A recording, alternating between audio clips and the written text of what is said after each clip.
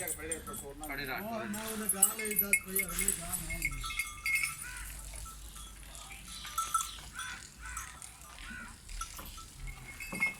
गां तो मैं टाइम तो कहीं 4 लाख दे बड़ा गां रोज मारी बड़ा चलो और ये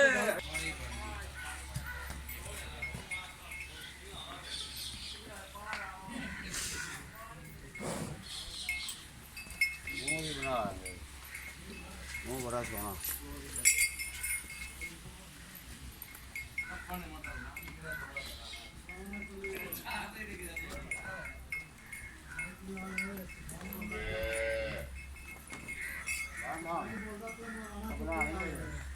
ना गाल हो जासे काल अगले बार सामने भाग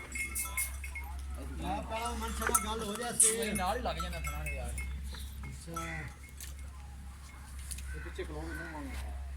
काय चलो शाम वाला करा दो भी मोड़ मैं तो काय कर सा हां जी लाना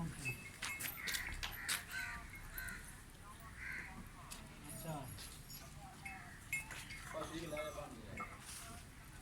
चल बांध दे असन अंदर लोग टप ले वंडा काट के चढ़िया नहीं तो ये मोड़ गाय के उन्हें पैड़ो गांठ आ गाय हो जाता है नहीं का मेहरबानी जी और कल यार उन्हें आका से भले आ